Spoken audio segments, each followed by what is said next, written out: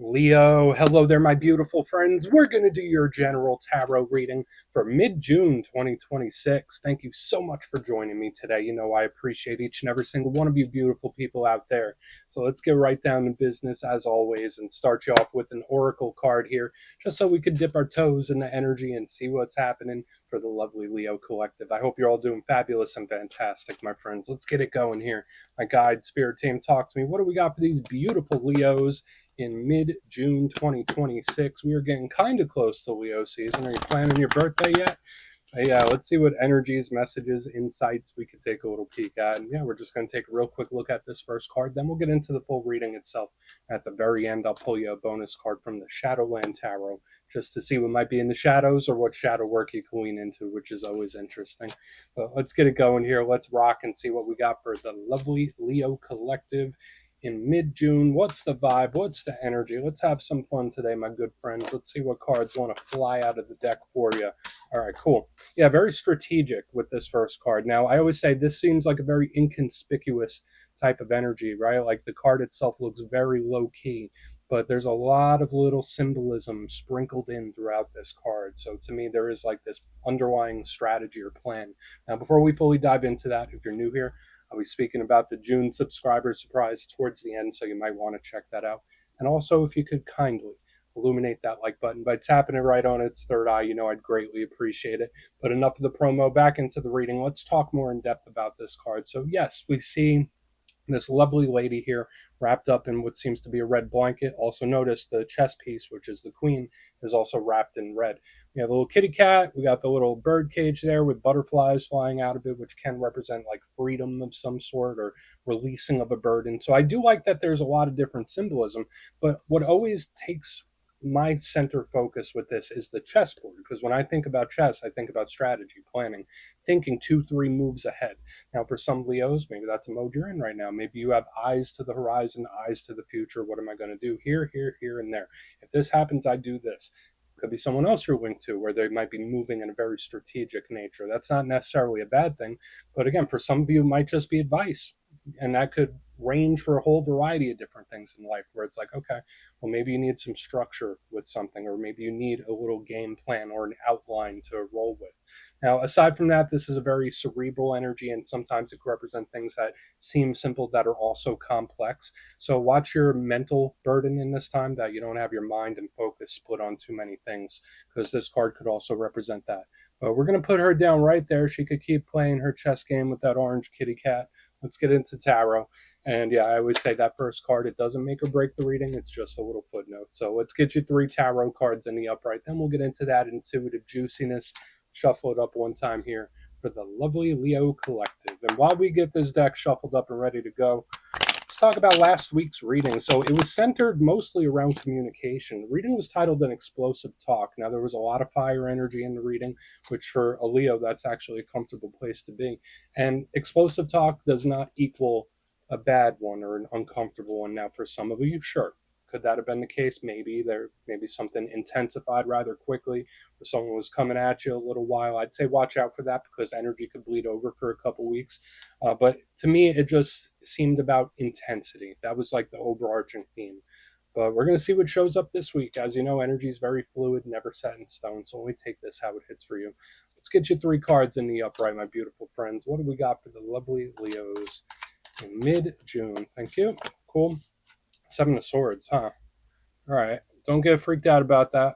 You know, for those of you that know the meanings of the cards, don't be like, uh-oh, right? Because to me, this could just be mystery, right? It's a big thing with the 7 of Swords. It's concealed. Let's get a couple more. Let's get a couple more. Okay, got the Emperor. So the fire-air combination is still alive and well. It is present, but luckily, once again, that's energy that Leos could work with. Let's get one more. Okay, 6 of Cups. All right. So we have a very intriguing mixture of stuff. And it's funny I was mentioning like eyes to the horizon, because now on here there's something about eyes behind, like eyes in the back of my head. I don't know why I'm saying that. But let's go through. I'll give you some of the classical meanings and archetypes. Then we'll get into that juicy intuitive stuff. But at first glance, You know me, I always love to look at the elements. I feel like that frames the reading and it tells us how the energy could be moving forward. So you have a good mix this week for the most part. I always say when there's too much of one element, it could get lopsided. But you have air, fire, and water. Cool. Now, this could be different areas of life, right? And they all have their strengths, they all have their weaknesses. Now, when it comes to the air energy, it's logical, it's pragmatic, it's straightforward, it's strategic. So you see that underlying theme that we're already starting to pick up on. It's about either giving, receiving, searching for information. So communication is huge when it comes to the swords. It's also big when it comes to mindset and perspective. The downside to swords, like, yeah, it's very logical and planned out, but the downside to it, sometimes it can be very cold, surgical, right? It could be a detached type of energy as well. So I'm not sure if there's something that you're getting a little cold towards or someone getting cold towards you. That could be very possible. But we'll see. It doesn't have to be anything bad. In the center, we have fire, which is your power element. It's your comfort zone, right? Fire rules over action.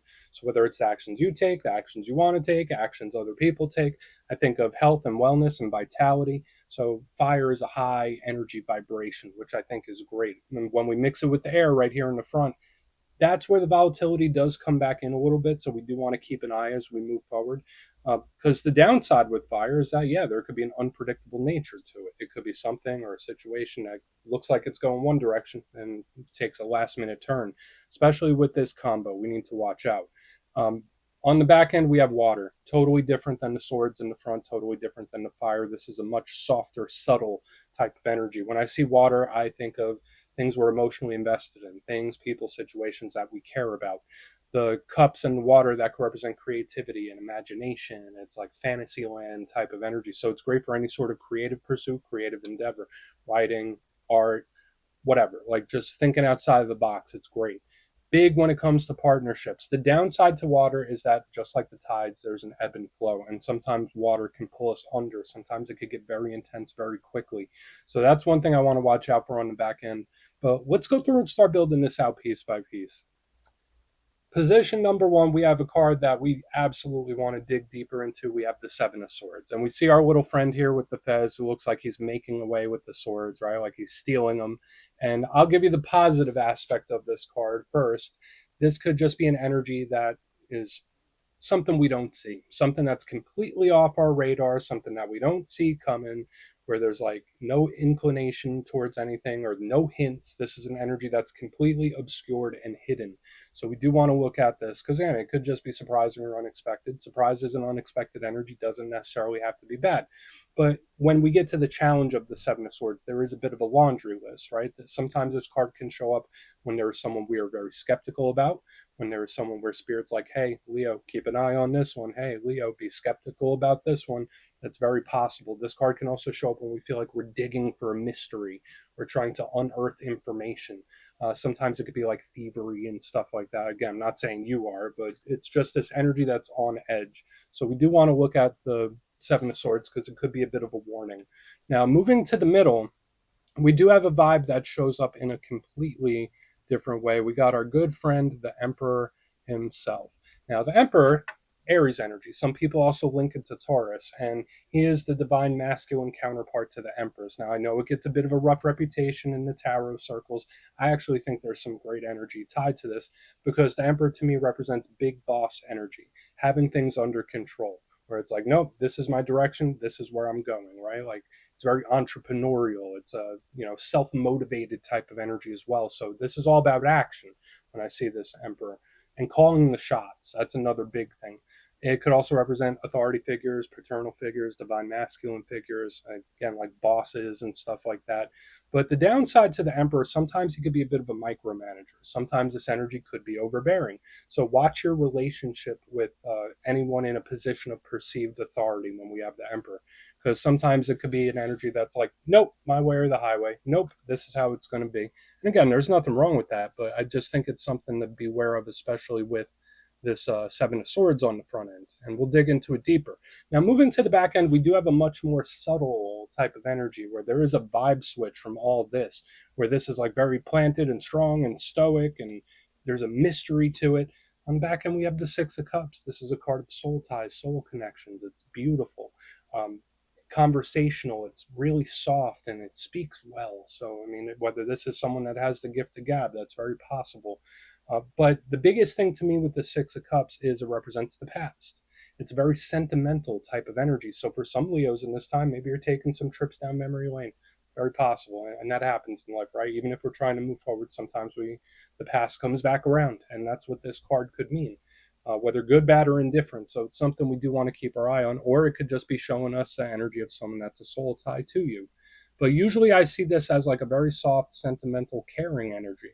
So like it's hard on the outside, soft on the inside, if that makes sense.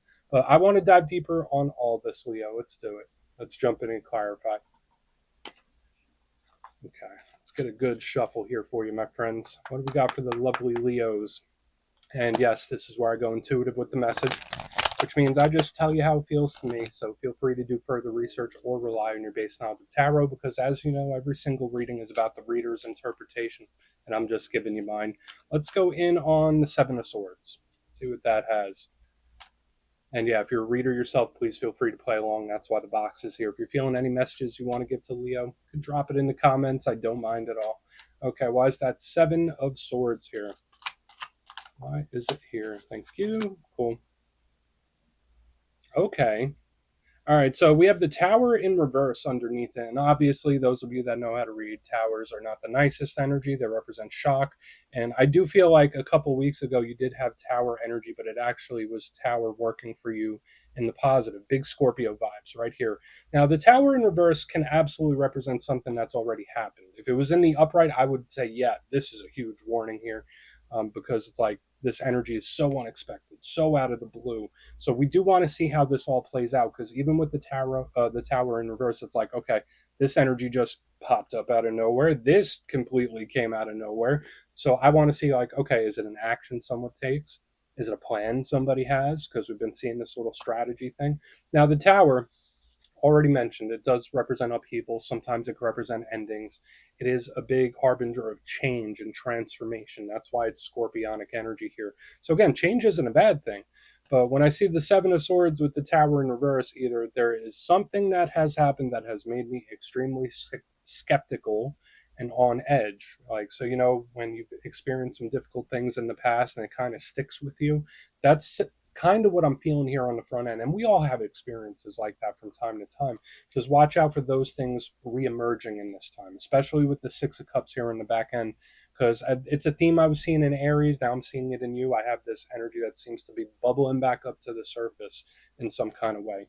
So there is like this cluster of explosive energy still showing up for you here. So again, whether it's a situation, whether it's you just being extra cautious with something, we need to see what's up moving forward, because I do feel like for some of you it could be someone that's planning something behind the scenes, where it's like they may seem like they're just winging it, but they got a plan or a strategy in place. And it's like, when you throw someone a surprise party, you try to keep it a surprise until like the last second. That's kind of how this feels to me. So let's keep moving. It's like I'm going to wait till the last second. So let's go in on the Emperor. We're going to see what he has here. It's a very peculiar energy on the front. So why is the Emperor here for Leo? Cool. I mean, it's like every layer we peel back, it gets more and more complex. So remember, I was saying that the Emperor is the divine masculine counterpart to the beautiful Empress. To me, she represents blessings and abundance and fertility and just cup runneth over. She is the perfect counterbalance to this energy here. So again, this seems to be an anomaly right here on the front end. Now, again, could this be a plan for the better? Potentially. I do get this like hidden plan or this strategic planning that someone's taking. And if you're doing it, maybe it's for the best. Maybe there is a strategy to move forward. But the Empress, to me, I can't think anything less than like blessings and abundance. And when the Emperor and Empress show up together, that is a really, really strong alignment in any spread, any week, right? These are energies that they cover each other's weaknesses and they play off of each other's strengths. It's like that beautiful balanced yin yang. So it's like this energy here on the front is an anomaly, but this energy here in the center is like perfectly balanced, where it's like, yeah, no matter what. Now, I would say the only thing to watch out for is if there is somebody where it's like trying to read them is like trying to read a closed book, where it's like, okay, I don't know what's really going on underneath the surface. Everything looks fine, everything feels fine. And again, I'm not trying to make anyone nervous, But yeah, when I see the Emperor with the Empress, it's like, yeah, no, everything's perfect. And I do believe in the power of positive mindset, right? Even if we are going through towers, even if we are going through these Seven of Swords moments or whatever is going on, I do think trying to hold on to the positive mindset, the silver lining is super important. So for some Leos, maybe that's the advice. But I love this. And there is this strong energy of partnerships on the back too. So I'm just going to keep moving. Your reading is like an anomaly this week.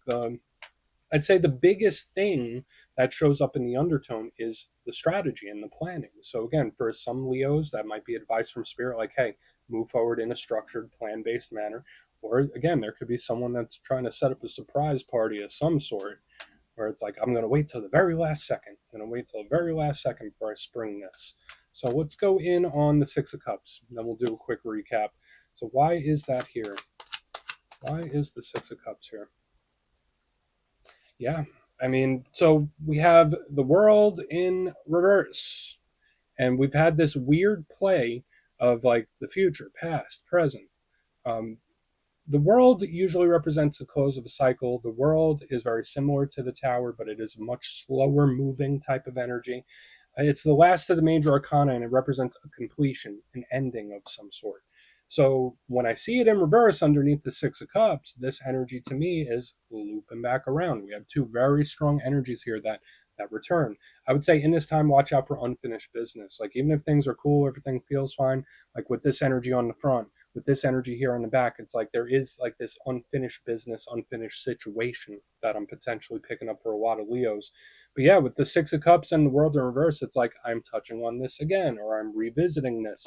Now, that could be a lot of things. Like for some of you, if it's like a business idea, whether it's a work related thing, whether it's a relationship, there is this energy that wants to try something again or approach it from a different angle where it's like, okay, when this energy loops back in or when this energy arises again, I'm going to try a different way. I'm going to try a different route, which I think is a good thing. But you have a lot of returning energy this week, and Aries did too. So it must be a fire sign thing. I know I've been seeing it sprinkled around, but I would say just watch out for any situations or things that just feel unfinished. Because that's mainly what I'm picking up. Aside from the planning, those are the two biggest themes. So let's go through and do a quick recap, then we'll get into the shadow. So, layered reading, we got some really great stuff here, but then there's this odd energy that's underneath the surface. If you kindly look in the box position, number one, we have the Seven of Swords with the Tower in reverse. Sure, could this be someone working through past things, past situations, past traumas? Absolutely. We all carry scars, right? And that's kind of how this feels to me. But it also is giving me odd surprise party like type of energy where it's like whether it's an action someone's taken or whether they're planning something and it's like the very last moment it's like a very surprising plan or hidden plan of some sort. So I don't think it's necessarily bad. Moving into the middle, we have one of the best alignments in the whole entire tarot deck. We have the Emperor clarified by the Empress, the yin yang. These energies play off of each other very well. The only thing I'd say to watch out for, because again, this could be wins and blessings, is somebody where it's like everything is perfect, everything is fine, don't worry about this, I'm ignoring this. There could be someone that's in that mode. And again, there's nothing wrong with the power of positive mindset. I feel like that's very important. And it puts us in a beautiful vibrational frequency. Moving to the back end, we do have the Six of Cups with the world in reverse, like this feeling of unfinished business, or something popping back up. So that has shown up multiple times. So the big theme this week is something around strategy or trying something again, but from a different angle, if that makes sense. So please take a screenshot if you want to look into it further. Let's see what's in the shadows. Okay, let's get a good shuffle here. And yeah, I always like to pull a shadow card at the very end just to see whether it's something within you or something you don't quite see. Shadow cards don't always have to be a challenge, they could be a good thing too. So let's get you one. And yeah, if you made it to this point in the reading, please feel free to check out channel memberships. I'll put a link for it in the comments below. It's a beautiful way to support the channel, and I have much love for all my channel members. All right, let's get your shadow card here. What do we got for the lovely Leos? What do we have? Cool. All right. Yeah, this is a very similar energy to the Six of Cups. So in the shadows, we do have the Lovers. And that's important, especially with the zodiacal season we're in right now. If you're connected to Gemini, this could be a very important card. Now, the Lovers, does touch on a couple of different things we saw within the reading itself. And obviously, again, it could be partnerships, very similar to the Six of Cups. So there could be very important partnerships, not just romantic, that are taking center stage in this time, like whether it's a good friend, family member, you name it. But the Lovers is Gemini energy. Again, we're currently in Gemini season. So with this being in the shadows, watch out for a lot of questions, a lot of unknowns, a lot of confusion. Am I going in the right direction? A lot of these types of questions could show up when this shows up in the shadows. But the biggest thing I always say about the Lovers is that it has the Archangel Raphael depicted on it in its classical form. And Archangel Raphael is the Archangel of healing. So when I saw something on the front, that Seven of Swords tower, and now we have the Archangel showing up here, now might be an especially good time to work on things that have been bothering you for a long time, or things that have really made an impact on you, because you might get great results leaning into and unpacking all that stuff. So this is a very multi-layered reading and multi-layered shadow card, but we're just going to put it down right there, Leo. That's what I got for you this week, my friends. Don't click away just yet, though. I'm going to give you the details of the June subscriber surprise. If you would like further insight on your situation, or you'd like to have a chat with me, you can book a personal session with me on my website, mastermetaphysics.com. My June calendar is live and spots go quick, so you could go check that out. But for the June subscriber surprise, doing another winner's choice. The winners, which will be three, will have a choice between either the Everyday Witches Tarot, which is a lovely tarot deck, one of my all-time favorites, or you can choose a custom pendant from my website, mastermetaphysics.com. So if you'd like to get your name in for that, it's two simple things. As always, my friends, first, you must be subscribed. And second, let me know down in the comments, out of all the tarot cards in the deck, which one do you feel represents you and your energy best? You could even pick multiple if you'd like. You'll be entered to win, and at the end of the month, the winners will be announced in my community tab /post tab. My friends, much love, and I'll see you soon.